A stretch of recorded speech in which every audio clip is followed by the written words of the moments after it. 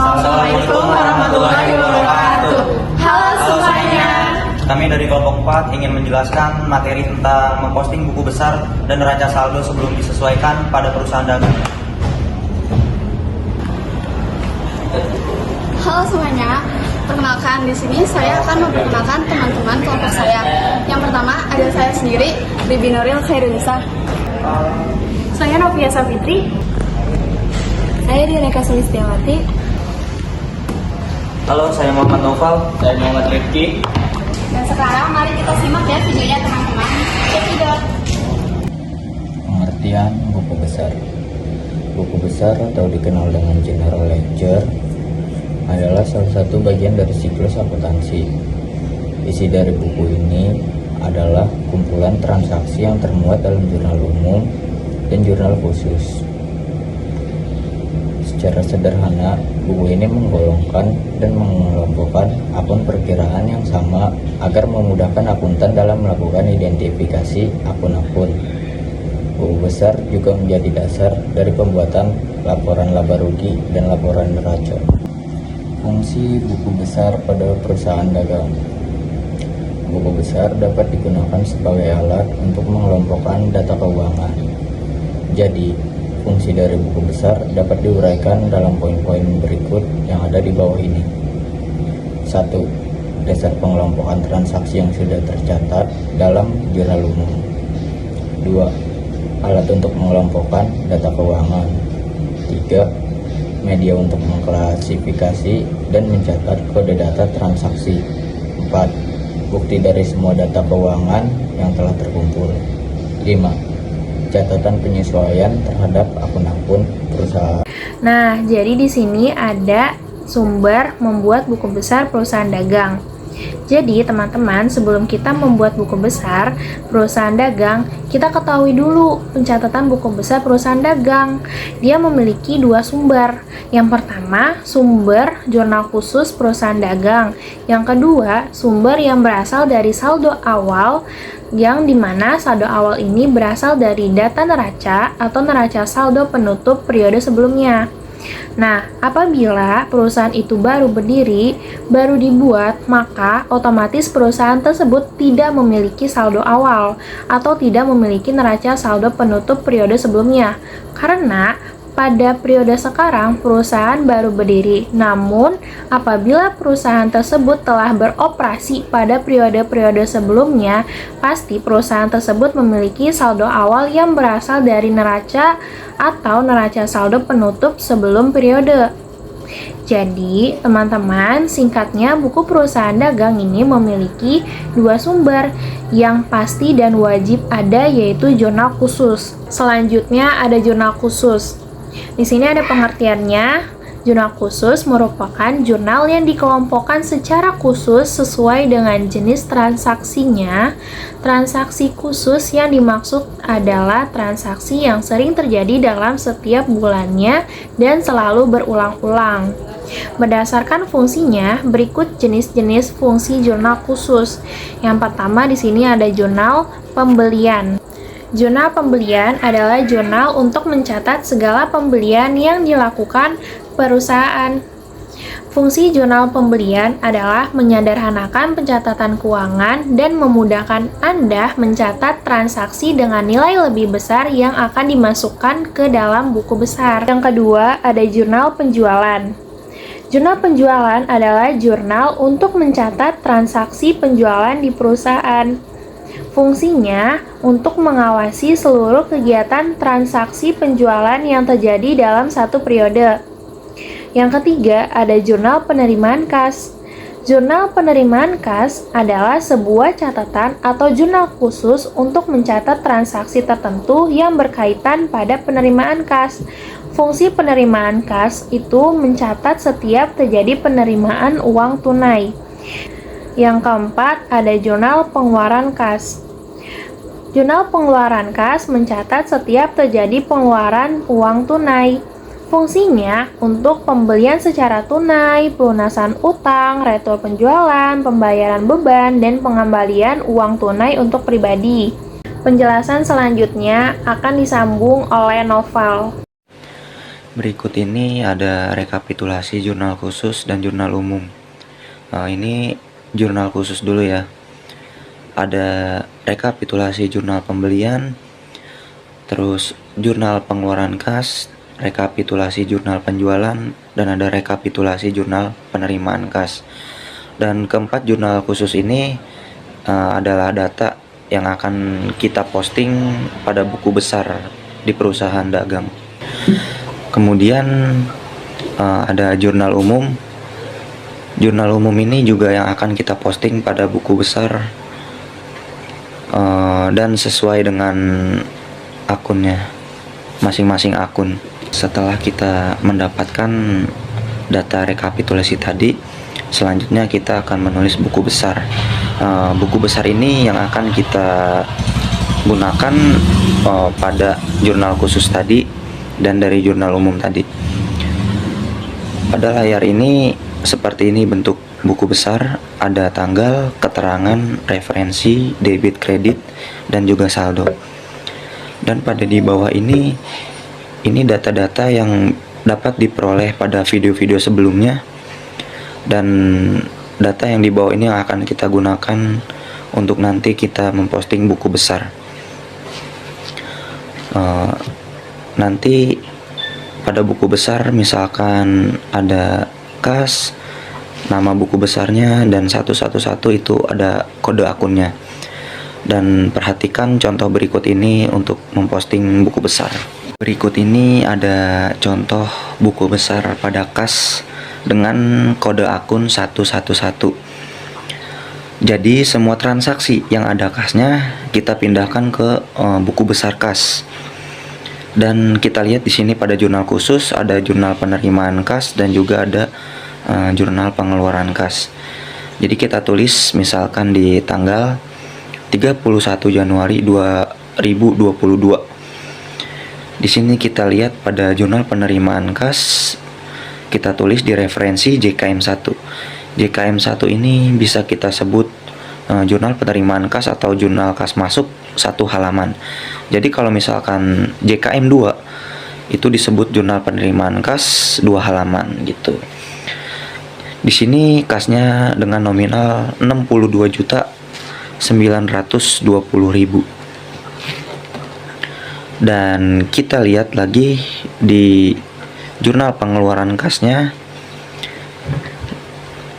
Di sini kita tulis di referensinya JKK1. JKK1 ini berarti jurnal pengeluaran kas 1 halaman. Di sini kasnya dengan nominal 24.109.000 pada posisi kredit. Dan yang tadi di jurnal penerimaan kas itu ada di posisi debit. Dan di sini kita kurang 62.920.000 dikurang dengan 24.109.000 dan hasilnya adalah 38.811.000. Kenapa hasilnya ada di saldo debit? Itu karena posisi debit ini lebih besar daripada posisi yang kreditnya. Itu adalah contoh dari buku besar kas. Setelah kita membuat buku besar pada kas, kemudian kita akan membuat buku besar pada piutang. Dan dengan data yang ada di sini ada jurnal penerimaan kas, jurnal penjualan, dan ada jurnal umum. Di sini misalkan kita nulis di bagian tanggal 31 Januari 2022 dan masih seperti dengan data yang sama. Di sini kita tulis JJ1 atau jurnal penjualan dengan nominal 13.350.000 di posisi debit. Jadi kita akan menulis yang ada piutangnya. Kemudian pada jurnal penerimaan kas atau JKM kita tulis berarti di sini JKM1. JKM1 dengan nominal di posisi kredit 9.850.000 ya. Dan berarti kita hasilkan di sini 13.000 maaf 13.350.000 dikurang dengan 9.850.000 yang hasilnya adalah 3.500.000 di bagian saldo yang posisi debit. Dan di sini jangan sampai lupa masih ada data di jurnal umum dengan nominal 300.000. Kita tulis di referensi dulu, jangan lupa JU1 dengan nominal 300.000 di bagian kredit. Jadi kita akan menulis di sini 3.500.000 dikurang dengan 300.000 yang hasilnya adalah 3.200.000 di posisi saldo debit. Dan itulah buku besar pada piutang dagang. Selanjutnya kita akan membuat buku besar pada perlengkapan. Dan dari data yang ada di sini ada jurnal pembelian. Langsung saja kita tulis di bagian tanggal 31 Januari 2022 dengan referensi JB1 atau jurnal pembelian satu halaman. Di sini ada bagian yang perlengkapan dengan nominal 1 juta di debit. Jadi langsung saja kita pindahkan otomatis di saldo bagian debit. Itu adalah buku besar pada perlengkapan. Kemudian kita akan membuat buku besar pada peralatan, dan masih sama dengan cara yang tadi, kita melihat data pada jurnal yang ada, yaitu jurnal pembelian. Langsung saja kita tulis di bagian tanggal pada 31 Januari 2022 dan referensi JB1 atau jurnal pembelian satu halaman. Di sini kita lihat pada bagian peralatan di sini dengan nominal 3.900.000 dan otomatis kita akan langsung saja kita pindahkan di bagian saldo debit dengan jumlah 3.900.000 dan itulah buku besar pada peralatan. Selanjutnya akan dijelaskan oleh rekan saya yaitu Dian Eka. Baiklah, di sini saya akan menjelaskan tentang buku besar utang dagang, yang dimana di setiap jurnal yang terdapat utang dagang akan tercatat di buku besar utang dagang. Seperti kita lihat di atas, di sini ada buku besar utang dagang dengan nomor 211. Dan contoh jurnalnya adalah jurnal pembelian, jurnal pengeluaran kas, serta jurnal umum. Yang pertama, kita mulai dari jurnal pembelian.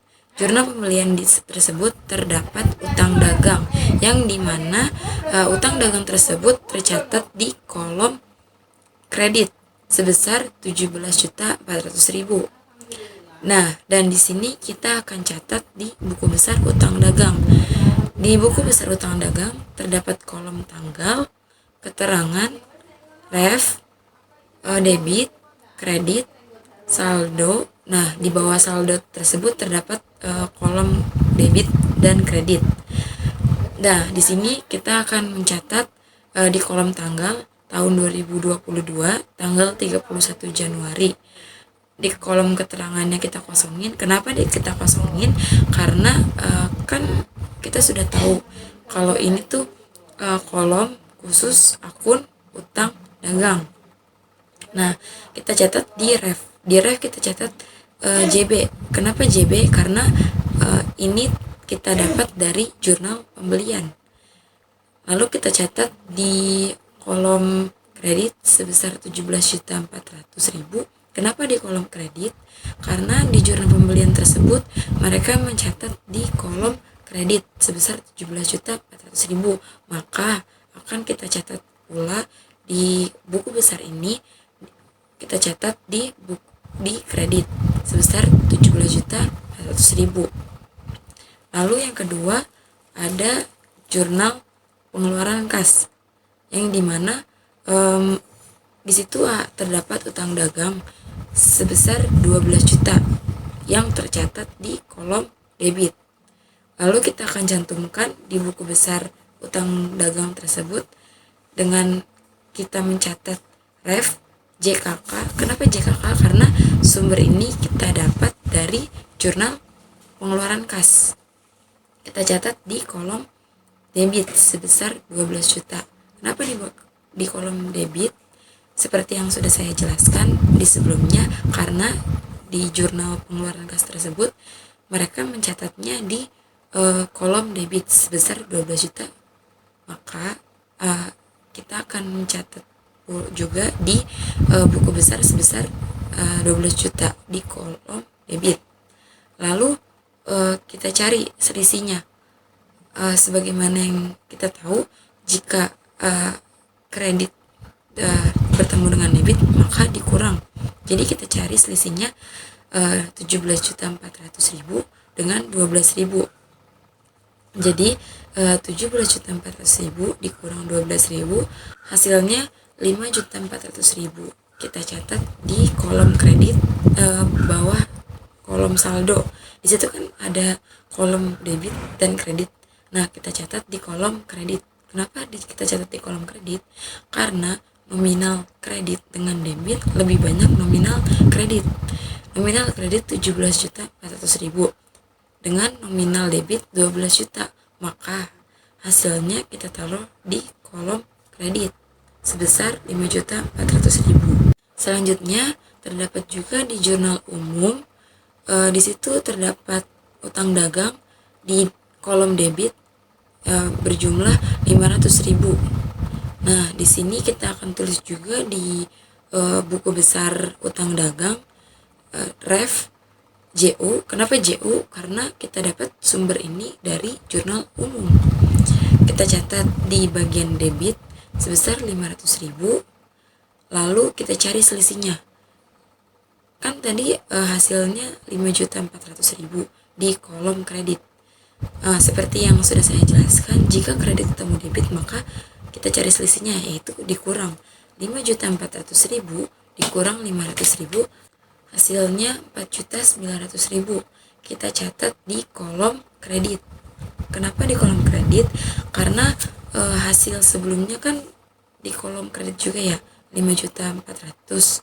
Nah, di situ kita kurang debit 500, hasilnya 4.900.000. Kita taruh di kolom kredit karena nominalnya lebih besar di kolom kredit, maka hasilnya kita catat di kolom kredit.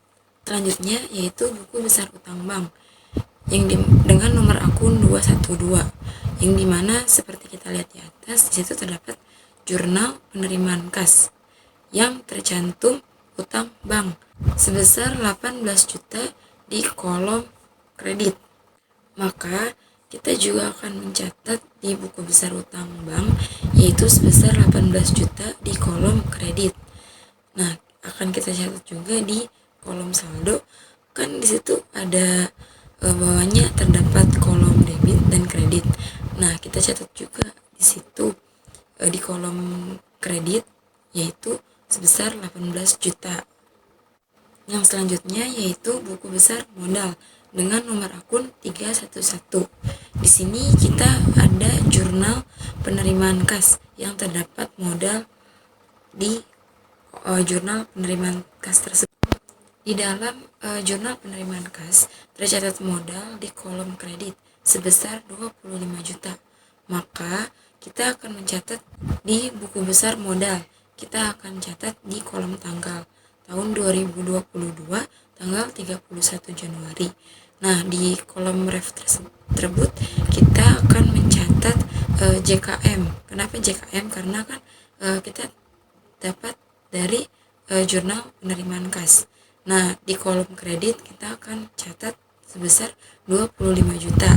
Yang selanjutnya ada PRIF. Apa itu PRIF? PRIF adalah pengambilan sebagian modal pada sebuah perusahaan yang digunakan untuk kebutuhan pemilik perusahaan tersebut. Nah, di sini terdapat buku besar PRIF dengan nomor akun 312 dan terdapat di jurnal pengeluaran kas. Nah, di jurnal tersebut terdapat PRIF Arif yang tercatat di kolom debit sebesar 1.650. Maka akan kita catat di buku besar PRIF kolom tanggal tahun 2022 tanggal 31 Januari, kolom ref yaitu JKK, ini jurnal kas keluar. Dan di kolom debit kita akan catat nominal yaitu 1.650.000. Dan di kolom saldo bagian debit akan kita catat juga sebesar 1.650.000. Lalu selanjutnya ada buku besar penjualan dengan nomor akun 411, yang dimana di sini ada 2 jurnal yang terdapat akun penjualan, yaitu jurnal penerimaan kas dengan jurnal penjualan. Yang pertama terdapat di jurnal penerimaan kas. Di situ terdapat akun penjualan, yang dimana di kolom kredit tercantum nominal sebesar 9.350.000. Nah, maka kita akan catat di buku besar penjualan. Di kolom tanggal kita catat tahun 2022 tanggal 31 Januari. Di kolom ref kita catat JKM. Kenapa JKM? Karena ini kita dapat dari jurnal kas masuk. Nah, di kolom kredit kita catat sebesar 9.350. Maka kita akan catat di buku besar penjualan, yaitu di kolom ref kita akan tulis JJ. Kenapa JJ? Karena kita dapat dari jurnal penjualan. Dan di kolom kredit kita akan tulis nominal sebesar 13.350.000. Dan kita akan catat di kolom saldo bagian kredit sebesar 22.700.000. Kenapa? Karena kredit bertemu dengan kredit, maka ditambah. Jadi 9.350.000 ditambah 13.350.000. Maka hasilnya adalah 22.700.000. Kita catat di kolom saldo bagian kredit. Lalu selanjutnya ada akun potongan penjualan yang akan kita posting pada buku besar akun potongan penjualan. Dari potongan penjualan ini ada satu sumber jurnal aja, dari jurnal penerimaan kas.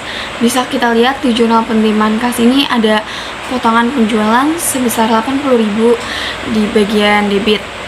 Lalu langsung kita posting ke buku besar dengan tanggal, refnya JKM, jurnal penerimaan kas, lalu di sebelahnya debitnya 80.000 dan saldonya di debit pun 80.000. Jadi saldo akhir pada potongan penjualan di buku besar dan jurnal khusus kali ini itu sebesar 80.000. Lalu ada akun retro penjualan, dimana dari akun retro penjualan ini juga bersumber dari satu jurnal aja, yaitu jurnal umum, dimana ada saldonya pada jurnal umum ini sebesar 300.000 di kolom debit. Lalu langsung kita posting ke buku besar dengan tanggal yang sama 31 Januari 2022. Lalu refnya JU karena jurnal umum, dan di kolom debitnya 300, di saldo akhirnya pun debit 300. Jadi di retur penjualan buku besar ini saldo akhirnya itu sebesar 300.000. Lalu ada pendapatan bunga. Pada akun pendapatan bunga ini bersumber dari satu jurnal, yaitu jurnal penerimaan kas, di mana ada saldonya itu sebesar 800.000 di kolom kredit. Jadi kita posting di buku besar ini tanggal dan refnya JKM, jurnal pengeluaran kas, lalu di kreditnya sebesar 800.000 dan saldo akhirnya di kredit pun 800.000. Jadi pendapatan bunga pada buku besar ini saldo akhirnya itu 800.000. Selanjutnya ada buku besar akun pembelian.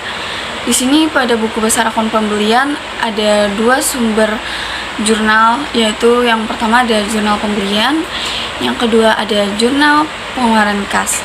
Bisa kita lihat di jurnal pembelian ini ada transaksi pembelian sebesar 12.500.000 di kolom debit. Bisa kita masukkan di buku besar. Pada kolom bawah ini kita tulis tanggal, terus referensinya JP, terus debitnya kita taruh 12.500.000, lalu saldo di sebelah kanan kita taruh di debit juga 12.500.000. Lalu selanjutnya kita lihat pada jurnal pengeluaran kas, di mana ada transaksi pembelian di kolom debit dengan saldo 4.500.000. Kita pindahkan lagi ke buku besar seperti tadi dengan tanggal yang sama, refnya JKK karena dari jurnal pengeluaran kas. Lalu saldonya di bagian debit 4.500.000. Lalu di saldo yang sebelah kanan itu kita jumlahkan dulu. 12.500.000 ditambah 4.500.000 itu adalah 17 juta. Jadi kita tulis di saldo debit itu 17 juta. Jadi saldo pada buku besar akun pembelian itu sebesar 17 juta. Oke, di sini ada buku besar atau pembelian dengan kode 513, di mana di kolom ini terdapat ada tanggal, keterangan, ref, debit kredit, saldo, dan di bawah saldo situ ada debit kredit. Data retur pembelian dan pengurangan harga ini ternyata ada di jurnal umum. Lalu kita tulis di sini di buku besar retur pembelian dan PH tanggalnya 31 Januari 2022. Terus refnya JU1. Kenapa dibilang JU1? Karena jurnal umum 1. Lalu di jurnal umumnya kita lihat di sini kan ada retur pembelian dan PH sebesar 500 di bagian kredit. Lalu kita pindahkan ke buku besarnya ke bagian kredit juga. Nah, terus di bagian saldonya juga kita pindahin ke bagian kredit.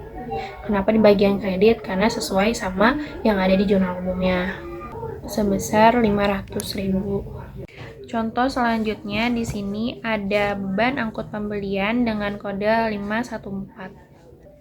Yang dimana akun ini berfungsi untuk mencatat besarnya beban angkut yang menjadi tanggungan pembeli. Dan buku besar beban angkut pembelian ini juga ada di jurnal pengeluaran kas. Jadi, di sini kita juga lihat di bagian jurnal pengeluaran kas, di data tersebut ada beban angkut pembelian sebesar 800.000 di debit. Lalu kita pindahkan ke bagian buku besar. Jadi kita tulis di bagian tanggalnya yaitu tanggal 31 Januari 2022 dan refnya JKK. Kenapa dibilang JKK? Karena jurnal pengeluaran kas.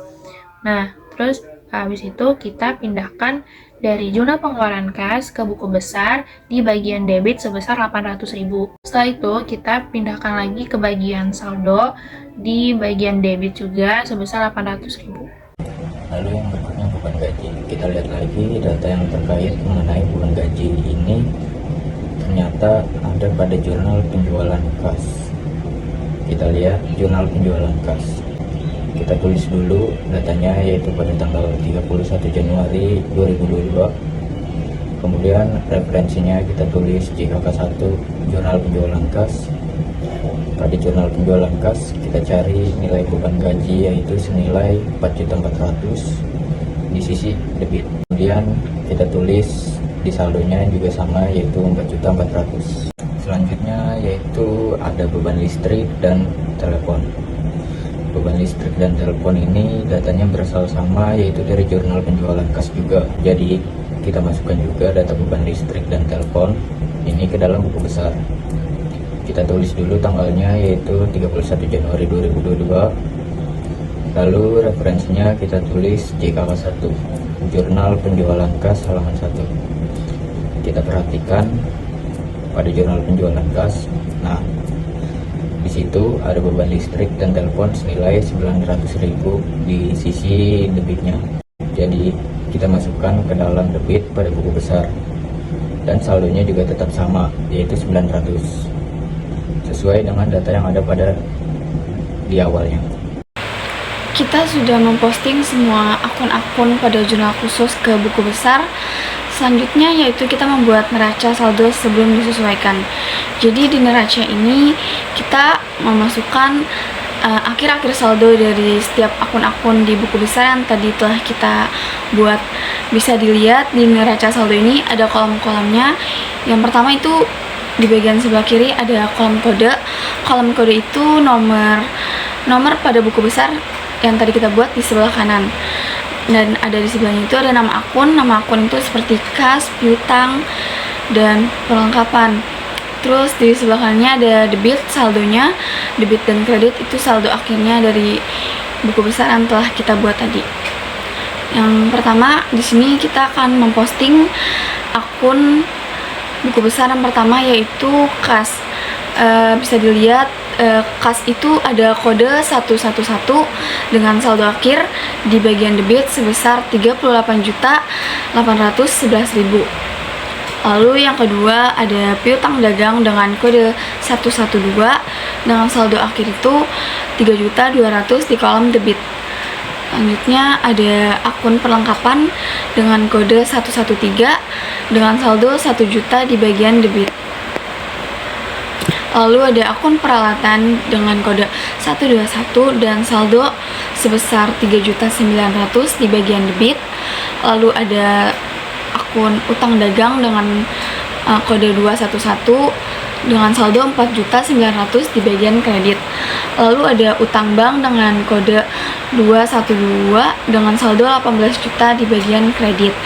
Lalu ada modal dengan kode 311 dan saldo akhir sebesar 25 juta di bagian kredit. Selanjutnya ada Prive dengan kode 312 dan saldo akhir sebesar 1.650.000 di bagian debit. Lalu ada penjualan dengan kode 411 dengan saldo 22.700.000 di bagian kredit. Lalu ada potongan penjualan dengan kode 412 dan saldo akhir sebesar 80.000 di bagian debit. Lalu ada retur penjualan dengan kode 413 dan saldo akhir sebesar 300.000 di bagian debit. Dan ada pendapatan bunga dengan nomor kode 421 dan saldo akhir sebesar 800.000 di bagian kredit. Lalu ada pembelian dengan kode 511 dan saldo akhir sebesar 17 juta di bagian debit. Lalu ada potongan pembelian dengan kode 512 dan saldo akhir sebesar 141.000 di bagian kredit. Ada retur pembelian dengan kode 513 dengan saldo akhir 500.000 di bagian kredit. Dan ada beban angkut pembelian dengan kode 514 dan saldo akhir 800.000 di bagian debit. Dan ada beban gaji dengan kode 521 dan saldo sebesar 4.400.000 di bagian debit. Lalu ada yang terakhir beban listrik dan telepon dengan kode 522 dan saldo akhir sebesar 900.000 di bagian debit. Nah, setelah kita mendata setiap saldo yang dari akun pada buku besar yang telah kita pindahkan ke neraca, lalu langkah selanjutnya kita menjumlahkan dari hasil debit dan kredit. Hasil debit dan kredit itu pada neraca harus sama, karena kalau hasilnya tidak sama itu berarti ada kesalahan dalam perhitungan pada jurnal sebelumnya atau transaksi sebelumnya. Jadi antara debit dan kredit itu harus seimbang. Lalu kita hitung pada kolom debit ini semuanya itu berjumlah sebesar 72.041.000, dan kita hitung di bagian kredit ini semuanya juga berjumlah 72.041.000. Jadi antara debit dan kredit pada neraca saldo ini dan pada buku besar sebelumnya itu seimbang ya, balance hasilnya, jadi tidak ada transaksi yang keliru atau salah.